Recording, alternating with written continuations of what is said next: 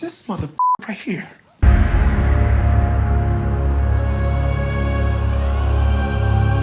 This guy. Beep, beep, beep, beep, beep, beep, beep, beep, beep, beep, beep, beep, beep, beep, beep. Oh, look at that, a jugular vein. How about that? You need to knock it off, you're gonna be a pirate. What's going on, everyone? Jeremy here from The Quartering. I'm having a wonderful day, and it would appear that has-been Z-list actor John Leguizamo continues to want to force his name into the limelight in hopes that maybe he'll get another job someday. I don't know. If you remember John Leguizamo, you're probably almost 40 years old like me. He was a bit of a meme. He had some interesting roles back in the day, but never really considered him some sort of great actor. I mean, I think he was in a random John Wick, wasn't he? I feel like it. Anyway, he's spending his days now worshiping at the woke altar, and he's got a huge problem with the Super Mario cast, calling it too white. Wishes that some Latinos, his word, Latinx, I would never call you that, by the way, to my Latino viewers. I would never, ever call you Latinx. To me, that is a terrible thing, terrible word to call just about anybody. But he tweeted out this: "So glad Super Mario Bros. Is getting a reboot. Obviously, it's iconic enough, but too bad they went all white. No Latinx in the leads." Does he think Super Mario is Latino and not Italian? Like, does he legitimately think that? And by the way, the John Leguizamo Super Mario Brothers movie, I mean, I would be shocked if there were more than a handful of people that unironically enjoyed that abomination. And I'm old enough to say that because I saw it in the movie theater. I paid money to see this movie in the theater, and it was awful. I mean, the Super Mario Brothers movie was like the gold standard in they can never make a good video game movie argument. I mean, this was the era that Mortal Kombat came out, and that was actually a good video game movie. Okay.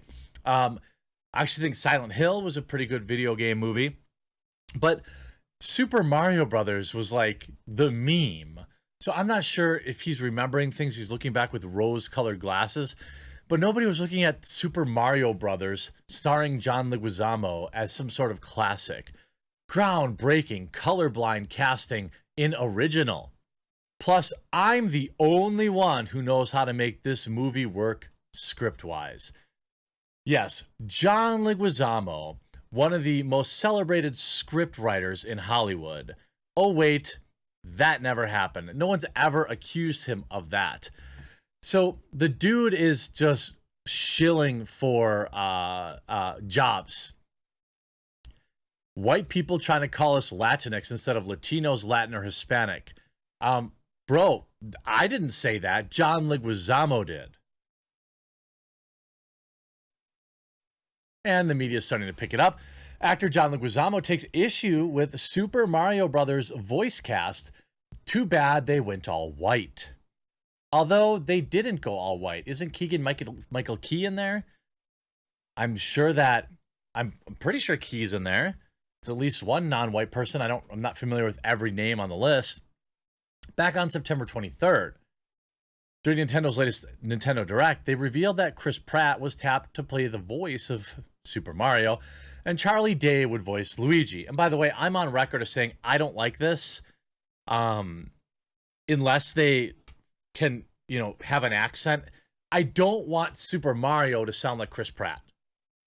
I don't want Luigi to sound like Charlie Day. So unless these people are well-accomplished voice actors, I would have rather seen them hire actual trained voice actors for this. But I get that big names sell movies. They also revealed that Anne Taylor-Joy would voice Princess Peach, who I'm sure will sport the haircut. Other members of the cast include Jack Black as Bowser, Seth Rogen as Donkey Kong, Keegan-Michael Key as Toad, Fred Armisen as Cranky Kong, Kevin Michael Richardson as Kamek, and Sebastian Maniscalco as Spike. I don't know who all these people are. Veteran Super Mario actor Charles Martinet, is also part of the movie and will be doing a number of, quote, surprise cameos. The movie is being directed by Aaron Hovarth and Michael Jelinek. They previously worked on Teen Titans Go and Teen Titans Go, the movie, together. I'm sure if this has like the Teen Titans vibe, it's going to be awful. But it's going to depend who they want to make this movie for. If they just like She-Ra, Teen Titans Go, whitewash this movie and just turn it into like, any corporate produced garbage, then they're just clearly going for brainwashed Gen Zers who think it'll be cool to see a Mario movie. But if they want to bridge the gap, like I think Pixar generally does a pretty good job of this. They throw in a couple of like jokes for mom and dad. They've got, the themes are generally family friendly. But I don't know what to expect on this. All we saw was like a basic, the cast reveal. He worked on Thundercats Roar, which is awful.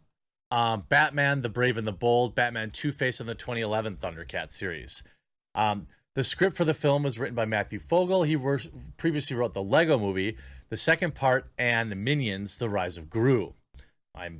These are about the normal people I would expect to work on it.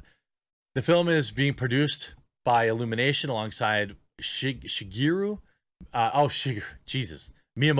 and of Nintendo. It's being financed by Nintendo. As known by Variety, Mario and Luigi are the two of the most beloved heroes in popular culture. We are honored to have the unique opportunity to work so closely with Miyamoto and widely imaginative team at Nintendo to bring these characters to life in an animated movie, unlike any film Illumination has to date. Reacting to the announcement on Twitter, Leguizamo said, "So glad Mario Brothers, too white. Who knew Keegan-Michael Key and Kevin Michael Richardson were also white?" And if Leguizamo was referring to the casting of Mario and Luigi, why exactly is the problem with casting white people to voice two Italian fraternal brothers? Does he have a problem with white people voicing Italian actors? Yeah, I don't know. I think you have this weird, culture of, you look at Hollywood, right? If you are, let's say, a member of the LGBTQ community, you can play any role. By the way, I think anyone can play any role. That's why they're actors. But if you're a member of the LGBTQ community, you can play any role. But if you're straight, you aren't allowed to play an LGBTQ role. If you're trans, you can play non-trans roles. But if you're non-trans, then you can't play trans roles. It's a double standard. We saw this pushback with Scarlett Johansson and numerous other people. The whole idea of cultural appropriation. There's all sorts of outrage only in one direction. Now, if you race swap a white character with someone who's non-white, nobody says a word. But if you're never going to see a Black Panther movie with the new Black Panther being a white guy. But they're happy to switch everything the other way. Because that's just the standard in Hollywood. And they'll justify it by saying, well, there's historically an imbalance and, this is the rule. Fine, whatever. You want to worship at that altar? You're welcome to. I don't understand why he thinks this is the way. But it's people like John Leguizamo. I'm a counterculture, outgoing introvert, Latinx, underachieving overachiever, trying to leave this blue pebble a better place than when I entered it. Maybe stick to being mediocre at acting. I would argue that that's probably what you should do. And again, let me just re-illuminate why these Hollywood actors, they engage in woke stuff, okay? This is a perfect example, right? John Leguizamo has 401,000 followers on Twitter. He shared 4 hours ago a tweet that got a whole 150 likes. 17 hours ago, promoting some movie that he's probably in, 28 likes. He has nearly 500, he has just over 400,000 followers. He can barely muster, look at this, 16 likes. But then, here's get your Friday groove on. Here's The Pest. with 120 likes. But when he talks about social justice, he talks about, oh, this movie's too white. Then he gets 3,500 likes. Check that, 3,600 likes. So if there's any question on whether or not John Leguizamo actually believes the stuff he's saying, or if he's just doing it for likes, I would argue that, you know, the data shows there's certainly a positive reinforcement for parroting this absurd rhetoric. I hope you enjoyed this video. We'll talk to you again real soon.